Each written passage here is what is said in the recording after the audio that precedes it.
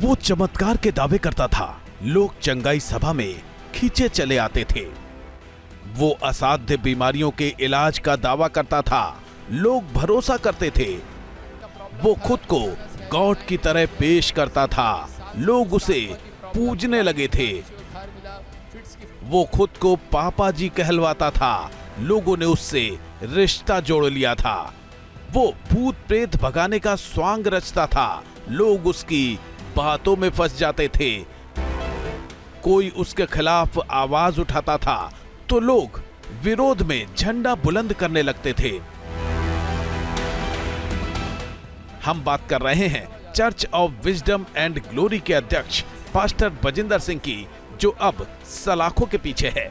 उसे 7 साल पुराने रेप के एक मामले में मोहाली की अदालत ने उम्र कैद की सजा सुनाई है।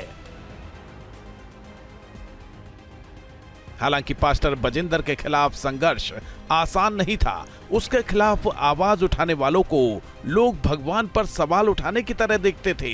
पास्टर बजिंदर के कथित चमत्कार, आडंबर और समर्थकों की भारी फौज के सामने पीड़िता की आवाज दबती नजर आ रही थी। ऐसे वक्त में न्यूज नेशन पीड़िता की आवाज बना। पास्टर शब्द की आड़ में कितने लोगों के साथ उसने अगर ऐसा किया है तो उसका असली चेहरा भी तो सबके सामने आना चाहिए। न्यूज नेशन ने पास्टर बजिंदर के पाखंड का पर्दाफाश करने का बीड़ा उठाया और पास्टर बजिंदर के कथित चमत्कारों की पड़ताल करने का फैसला लिया।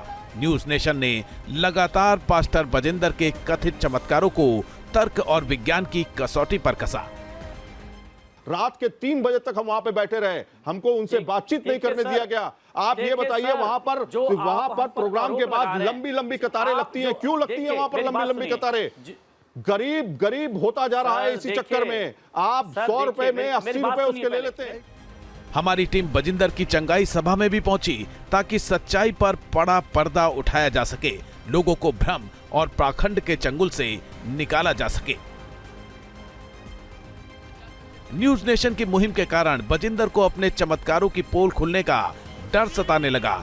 इस कारण एक चंगाई सभा को कवर करने गए हमारे रिपोर्टर सैयद आमिर हुसैन को एक कमरे में रोक कर रखा गया।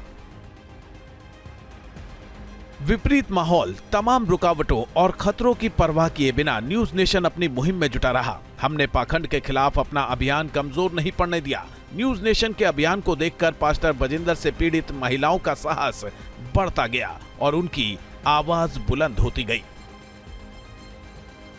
न्यूज नेशन की मुहिम का बड़ा असर हुआ और आज धर्म की आड़ में अधर्म और पाखंड फैला रहा पास्टर बजिंदर सलाखों के पीछे पहुंच चुका है। उसे उम्र कैद मिल चुकी है। न्यूज नेशन की मुहिम में वो रेप पीड़िता भी जुड़ी जो 7 वर्षों से बजिंदर के खिलाफ मुश्किल लड़ाई लड़ रही थी और आखिर जब बजिंदर को दोषी ठहराया गया तब पीड़िता के जज्बात फूट पड़े। उसने लंबे संघर्ष में साथ देने के लिए न्यूज नेशन का शुक्रिया भी कहा। मैं न्यूज नेशन का बहुत बहुत धन्यवाद करना चाहती हूँ। मैंने देखा है कि आप एक के लिए नहीं, हर पखंडवाद के लिए दिखाते हो। मैं बहुत बहुत धन्यवाद करना चाहती हूँ और आज मैं बहुत ज़्यादा खुश हूँ। मैंने 7 साल के अरसे चलते हुए बहुत सारी चीज़ें झेली हैं, बहुत सारे रिश्ते टूटे हैं, बहुत सारे रिश्ते नए बने हैं। मैं उन सबका भी बहुत बहुत धन्यवाद करना चाहती हूँ जिन्होंने मेरा साथ दिया। न्यूज नेशन ने सिर्फ रेप विक्टिम का ही नहीं बल्कि हर उस पीड़िता का साथ दिया जो बजिंदर की हरकतों के खिलाफ संघर्ष कर रही थी। हम उस पीड़िता के भी संघर्ष के साथी बने जो बजिंदर की प्रताड़ना से इतनी परेशान थी कि आत्महत्या तक की सोचने लगी थी। मैंने 2 बार सुसाइड अटेम्प्ट करा था क्योंकि इस आदमी ने सर मेरा बचपन तक खराब कर दिया था। मैंने अपना बचपन देखा ही नहीं था, तो यही था कि शायद सच यही है कि मर जाओ, वही बेहतर है। पीड़िता पर बजिंदर का इतना खौफ था कि उसे बार बार पैनिक अटैक आते थे। उसे अस्पताल तक ले जाना पड़ता था। जब वो न्यूज नेशन के स्टूडियो में आई तब भी आप बीती को याद करते हुए उसे 2 बार पैनिक अटैक आए।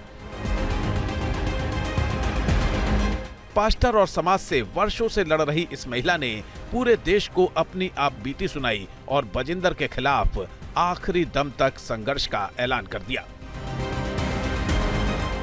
एक निडर महिला ने जब पास्टर बजिंदर के खिलाफ मुहिम छेड़ी तो पास्टर का साम्राज्य हिलने लगा। पीड़िता की मांग पर पास्टर बजिंदर के खिलाफ एफआईआर में पॉक्सो एक्ट की धाराएं भी लगाई गई।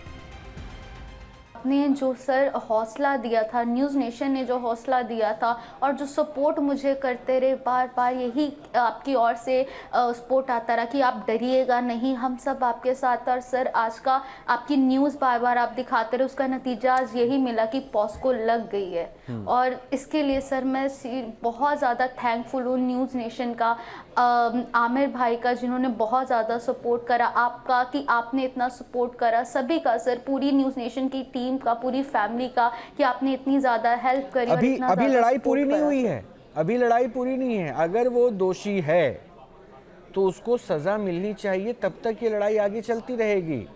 अभी हमें कोई शुक्रिया नहीं चाहिए, हम अपना कार्य कर रहे हैं। गलत को अगर गलत ना कहें तब हम गलत हैं।